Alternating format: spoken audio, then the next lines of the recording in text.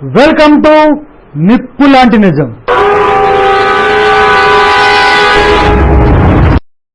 వీరుడికి మరణం ఉండదు.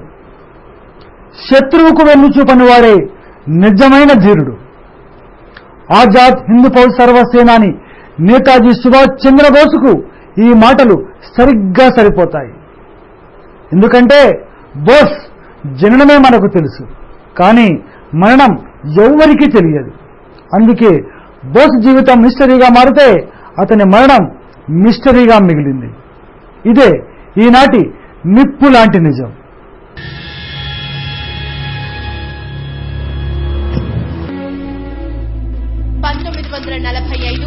ఆగస్టు 18 సాయంత్రం 4:30 గంటలు Saigon airport, Singapore. Mitsubishi AI-21 bomber రెడీగా ఉంది. ఖాకీ బట్టలేసుకున్న కోదమ సింహం కేటాడేందుకు సమరోత్సాహంతో వస్తోంది. ఆ రోజెందుకో అంతులేని అనుమానాల మేఘాలతో ఆకాశం దట్టంగా అలుముకుంది. గుండెల నిండా దేశభక్తిని నింపుకున్న ఆ యోధుణ్ణి చేరడానికి మృత్యువు కూడా జంకుతోంది. తల్లి భారతి బానిస సంకెళ్లను తెంచడానికి ప్రాణాలనే పనంగా పెట్టిన వీరుడి జీవితాన్ని మరి కాసేపట్లో చీకటి కమ్ముకోనుంది. సైగోన్ ఎయిర్పోర్ట్ కు నేతాజీ సుభాష్ చంద్రబోస్ వచ్చారు. జపాన్ మిలిటరీ జనరల్ స్వాగతం పలికారు. విమానాశ్రయానికి తనతో వచ్చిన సహచరులకు వీడ్కోలు చెప్పి ప్లేన్ ఎక్కారు సుభాష్. ఆయనతో పాటు బాడీగార్డ్ రెహమాన్, మరికొంతమంది జపాన్ సైనిక అధికారులు బాంబర్ లో ఉన్నారు. రాత్రి 7 గంటలకు వియత్నాంలోని డానాంగ్ మిలిటరీ ఎయిర్పోర్ట్ లో విమానం దిగింది. పొద్దున్నే టోక్యో బయలుదేరారు. మధ్యాహ్నం 2ంటికి తైవాన్ రాజధాని తైపేలో విమానం ల్యాండ్ అయింది. అక్కడే లంచ్ చేసి మళ్లీ విమానం ఎక్కారు. ప్లేన్ బయలుదేరింది. 3 నిమిషాలు గడిచాయో లేదో తైపీ విమానాశ్రయంలో మెయింటెనెన్స్ ఆఫీసర్ గా పనిచేస్తున్న కెప్టెన్ నకమురకు పెద్ద శబ్దం వినిపించింది. వెంటనే అతను కిటికీ దగ్గరకు వచ్చి రన్వే వైపు చూశాడు. The warrior of Indian freedom fight ప్రయాణిస్తున్న బాంబర్ కూలిపోయింది. మంటల్లో చిక్కుకుని కాలిపోయింది.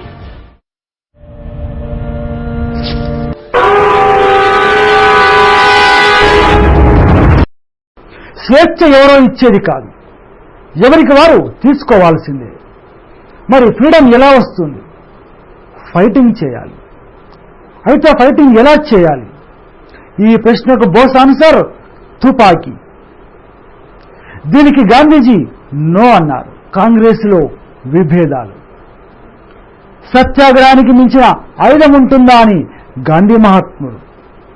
మరోవైపు 2 పీకుతో బ్రిటిష్ వారు బిస్తర్ సర్దుకోరా అని ఈ మానవ మాత్రుడు. లక్ష్యం ఒక్కటే, దారులే 2. గరం పర్హి హతోడా మారో, ఇదే నేతాజీ సిద్ధాంతం. రెండో ప్రపంచ యుద్ధం మొదలైంది. యుద్ధం తలదిమ్ము తగ్గాక బ్రిటన్ ఫ్రీడమ్ ఇచ్చేస్తుందని గాంధీ, నెహ్రూలు నమ్మకంగా ఉన్నారు. అయితే యుద్ధంలో రేగిన దుమ్ము వదలక ముందే బ్రిటన్ చేతుల్లోంచి ఫ్రీడమ్ ని లాగేసుకునేందుకు బోస్ కాచు కూర్చున్నారు. బ్రిటన్ సతమతం అవుతున్నప్పుడే దాన్ని చావు దెబ్బ తీయాలన్నది బోస్ ఆలోచన. గారిబాల్డీ, జోసెఫ్ మాజిని లోపల రాజేస్తున్నారు.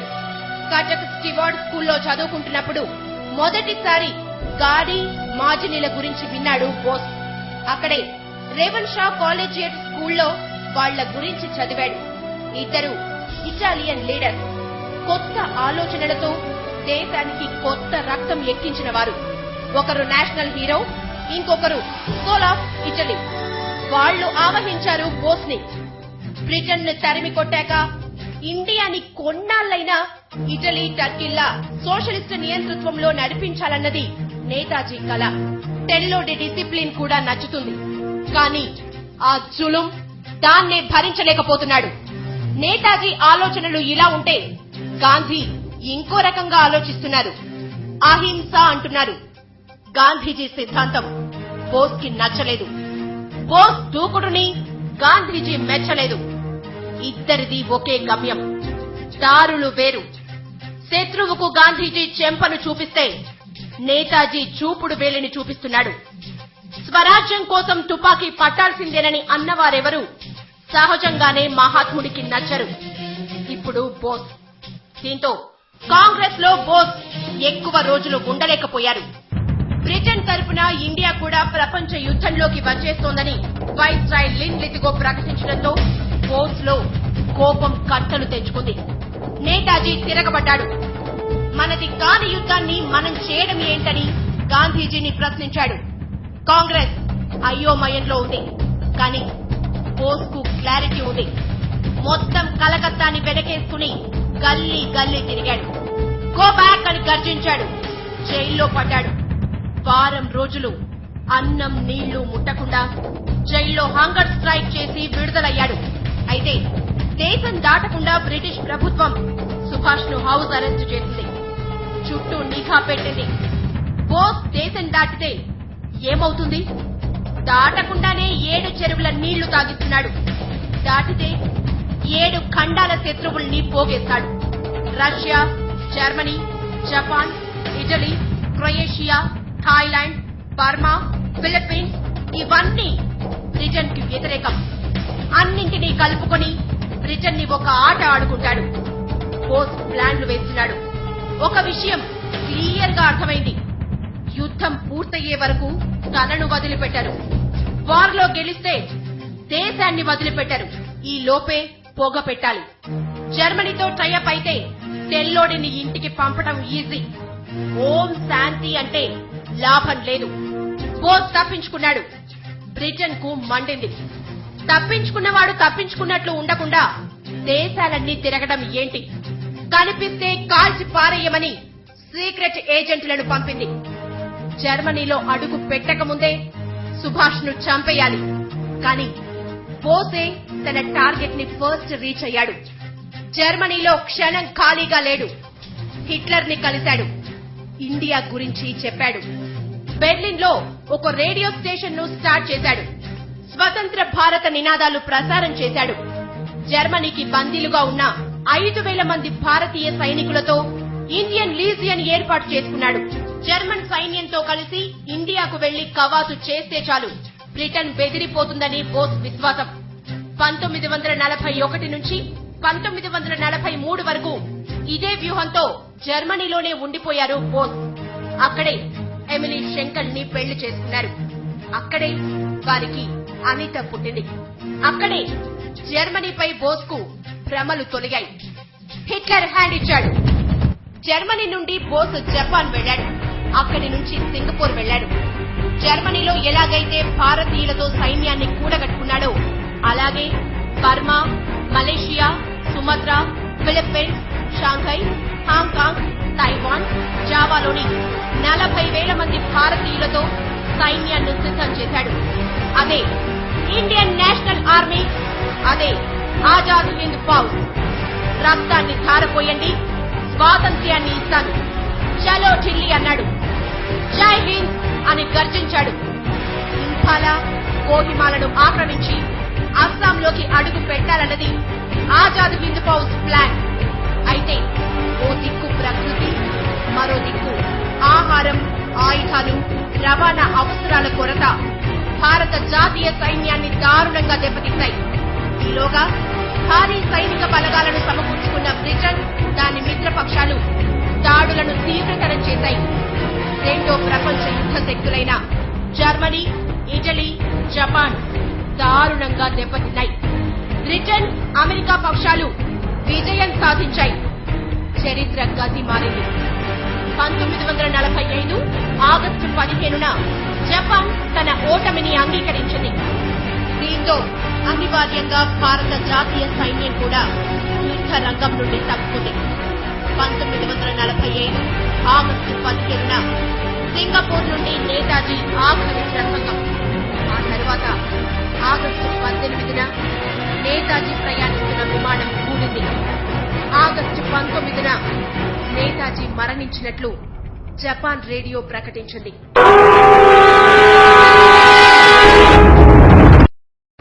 విమాన ప్రమాదంలో నేతాజీ చనిపోలేదా? బోస్ సన్నిహితులు చెప్పిన మాటలను ఎంక్వైరీ కమిషన్ ఎందుకు పట్టించుకోలేదు? బోస్ ఉనికిని నెహ్రూ కావాలనే దాచిపెట్టాడా? బ్రిటిష్ వారితో చేసుకున్న ఒప్పందమే దీనికి కారణమా? భారత సర్కార్ బోస్ మృతి విషయాలను ఎందుకు బయట పెట్టలేదు? నేతాజీ మరణంలోని మిస్టరీ యాంగిల్స్ ఇవి. ఆజాద్ హింద్ ఫౌజ్ లో నేతాజీకి అత్యంత సన్నిహితంగా మెలిగిన నిజాముద్దీన్ అనే వ్యక్తి మాత్రం విమాన ప్రమాదంలో బోస్ చనిపోలేదని అన్నాడు. చిత్రమేంటంటే నిజాముద్దీన్ ను ఆయన మరణంపై నియమించిన ఏ కమిటీ కానీ కమిషన్ కానీ కలిసి వివరాలు తెలుసుకోలేదు. విమాన ప్రమాదం జరిగిన 3-4 నెలల తర్వాత బర్మా థాయిలాండ్ సరిహద్దుకు సమీపంలోని సిచాంగ్పుర నది ఒడ్డున తాను నేతాజీని వదిలిపెట్టానని నిజాముద్దీన్ చెబుతూ ఉండేవాడు.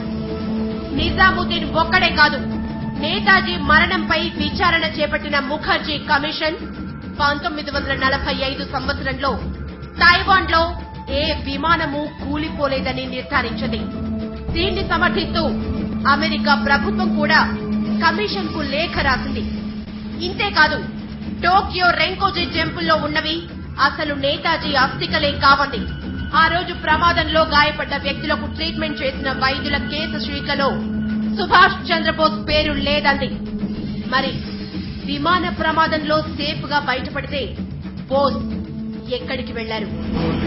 విమాన ప్రమాదంలో తీవ్రంగా గాయపడ్డ బోస్ ఎలాగోలా తప్పించుకుని జపాన్ వెళ్లారు.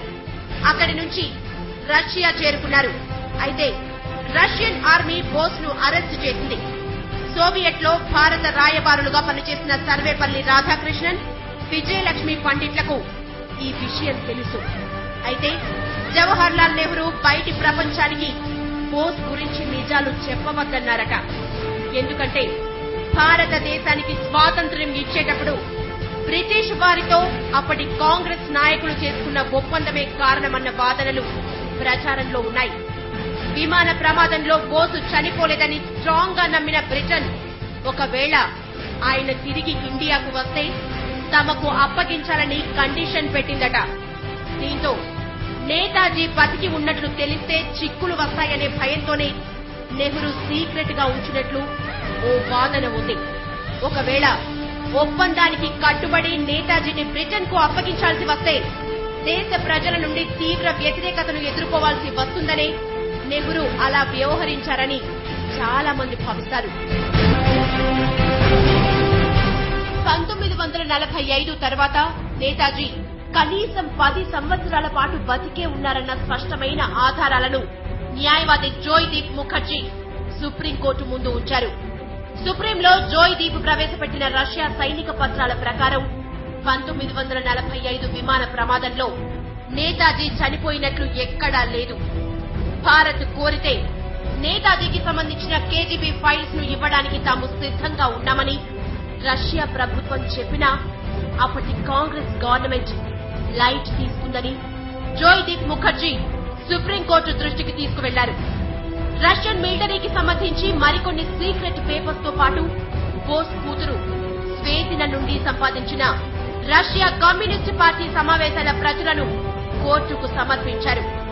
ఆ పేపర్స్ ప్రకారం స్టాలిన్ మరణం తర్వాత నేతాజీ రష్యాలోని సైబీరియా ప్రాంతంలో ఓ జైలులో ఉన్నారు. 1956లో రష్యా భారత్ శాంతి ఒప్పందంపై సంతకాలు జరగడానికి నెల రోజుల ముందు భారత ప్రధానికి ఆ దేశ విదేశాంగ శాఖ ఒక లెటర్ రాసింది. సుభాష్ చంద్రబోస్ కు సంబంధించి భారత ప్రభుత్వ వైఖరి గురించి తెలుసుకోవాలనుకుంటున్నట్లు అందులో కోరింది. అదే సంవత్సరం రష్యా కమ్యూనిస్టు పార్టీ 20వ మహాసభలో సుభాష్ చంద్రబోస్ కు షెల్టర్ కొనసాగించే అంశాన్ని చర్చించినట్లు పార్టీ పత్రాలు తెలుపుతున్నాయి. ఈ ఆధారాలను పరిశీలిస్తే 1945 నుంచి 1956 వరకు నేతాజీ బతికే ఉన్నారని, ఎక్కువ భాగం రష్యాలోనే ఉన్నారన్న విషయం అర్థమవుతుంది. ఇక నేతాజీ మరణం విషయంలో అనుమానించాల్సిన వైఖరినే ఇండియన్ గవర్నమెంట్ ఫాలో అయింది. నేతాజీ మృతిపై విచారణ జరిపిన జస్టిస్ మనోజ్ ముఖర్జీ కమిషన్ కు నాటి కేంద్ర ప్రభుత్వం కొన్ని ఫైల్స్ ను ఇవ్వలేదు. వాటినిస్తే 18 దేశాలతో భారతదేశ ఆర్థిక రక్షణ సంబంధాలు దెబ్బతింటాయని అప్పటి హోం, రక్షణ మంత్రిత్వ శాఖలు విడివిడిగా కమిషన్ కు చెప్పుకున్నాయి. ఇక్కడే ఎన్నో అనుమానాలు. నేతాజీ మరణం గురించి నిజాలు చెబితే అంతర్జాతీయ సంబంధాలు ఎలా దెబ్బతింటాయి? అంటే బోస్ అదృశ్యం వెనక ఆ దేశాల హస్తం ఉందా?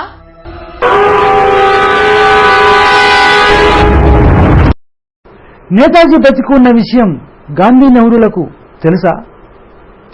చాచా నెహ్రూ అంత్యక్రియల్లో సుభాష్ చంద్రబోస్ పాల్గొన్నారా?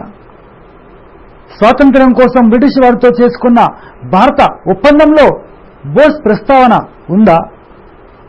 అయోధ్యలోని గుమ్నాం బాబాయే సుభాష్ చంద్రబోసా? నేతాజీ మరణంలో చాలా మందికి తెలియని విషయాలివి. విమాన ప్రమాదం తరువాత నేతాజీ ఉనికికి సంబంధించి కీలక విషయాలు గాంధీజీకి తెలుసన్న ప్రచారం అప్పట్లో బాగా జరిగింది. స్వాతంత్ర్యం వచ్చిన కొత్తలో గాంధీ సీకులపై జరుగుతున్న దాడులను ఆపటంలో ప్రభుత్వం విఫలమవుతోందని నెహ్రూ పటేళ్లపై ఓసారి గాంధీ సీరియస్ అయ్యారు. తన ఇంకో బిడ్డ ఇక్కడుంటే బావుండేదని బాధపడ్డారట. అప్పుడు ఆ సమావేశంలో పాల్గొన్న మరో నేత విమాన ప్రమాదంలో నేతాజీ మరణించారన్న విషయాన్ని గుర్తు చేశారట. వెంటనే గాంధీజీ ఆయన వైపు తిరిగి, నీకెవరు చెప్పారు? అతను రష్యాలో ఉన్నాడు అని సమాధానమిచ్చారట. ఇదొక్కటే కాదు, చాలా సార్లు నేతాజీ బతికే ఉన్నారని గాంధీ చెబుతూ ఉండేవారట. అమెరికా, రష్యా, సింగపూర్ గూఢచార సంస్థలు విడుదల చేసిన కొన్ని రహస్య పత్రాల ఆధారంగా అనిరుద్ధ రాసిన ఇండియాస్ బిగ్గెస్ట్ కవరప్ లో ఈ విషయాలన్నీ ఉన్నాయి.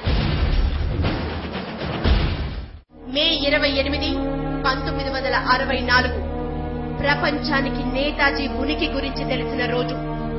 నెహ్రూ అంత్యక్రియలకు సుభాష్ చంద్రబోస్ హాజరయ్యారు. చాచా భౌతిక కాయం ఉంచిన తీన్మూర్తి భవన్ కు బౌద్ధ భిక్షువు వేషంలో బోస్ వచ్చారు. టాక్సీలో వచ్చిన సుభాష్ ను లాల్ బహదూర్ శాస్త్రి నెహ్రూ పార్థివ దేహం దగ్గరకు తీసుకువెళ్లారు.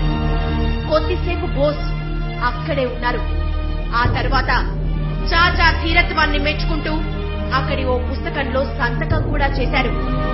నెహ్రూ అంత్యక్రియలను షూట్ చేసిన సమాచార ప్రసార శాఖ డాక్యుమెంటరీలో బోస్ వచ్చిన విషయం క్లియర్ గా కనిపిస్తుంది. చాలా విదేశీ పత్రికలు కూడా ఈ విషయాన్ని అప్పట్లో ప్రధాన వార్తగా ప్రచురించాయి. నెహ్రూ అంత్యక్రియల తర్వాత సుభాష్ ఎక్కడికి వెళ్లారన్న విషయం మాత్రం సస్పెన్స్ గానే ఉండిపోయింది. ఇక 1980లలో అయోధ్య ఫైజాబాద్ లో సంచరించిన గుమ్నాం బాబా ఉరఫ్ భగవాన్ జీ బోస్ ఉనికిపై కొత్త సందేహాలకు కారణమయ్యారు. అతను అచ్చం నేతాజీలానే ఉండేవాడు. అప్పుడప్పుడు తానే బోస్ అన్న విషయం కూడా సన్నిహితులకు చెబుతూ ఉండేవాడు. స్వాతంత్ర్య సంగ్రామంలో బోస్ ను దగ్గర నుండి చూసిన చాలా మంది గుమ్నాం బాబానే నేతాజీ అని బలంగా నమ్మారు. ఈ మాట ఆ నోటా ఈ నోటా జనాలకు చేరింది. అంతే, బాబాను దర్శించుకునేందుకు భారీగా తరలి వచ్చేవారు. అయితే సాధువే నేతాజీ అన్న ప్రచారం జరిగినప్పుడల్లా గుమ్నాం బాబా తన మకాం మార్చేవాడు. 1985 సెప్టెంబర్లో గుమ్నాం బాబా మరణించారు. నేతాజీ అభిమానుల విజ్ఞప్తి మేరకు ఉత్తరప్రదేశ్ ప్రభుత్వం బాబా వస్తు సామాగ్రిని పరిశీలించింది. స్వాతంత్ర్య సంగ్రామానికి సంబంధించిన పత్రాలు, యుద్ధ వ్యూహాల మ్యాపులు లభించాయి. అటు ఓ లీడింగ్ ఇంగ్లీష్ డైరీ గుమ్నాం బాబా చేతిరాతను, బోస్ హ్యాండ్ రైటింగ్ ను పోలుస్తూ స్వతంత్ర పరిశోధన చేసింది. చిత్రంగా ఆ చేతి రాతలు ఒక్కరివే అని తేలింది. దీంతో పాటు బోస్ తో సాన్నిహిత్యం ఉన్నవాళ్లు కూడా మరణించిన గుమ్నాం బాబానే నేతాజీ అని చెప్పారు. దీంతో దేశంలో ఒకటే అలజడి. బాబానే బోస్ అన్న వార్తలతో అప్పటి న్యూస్ పేపర్లు నిండిపోయాయి.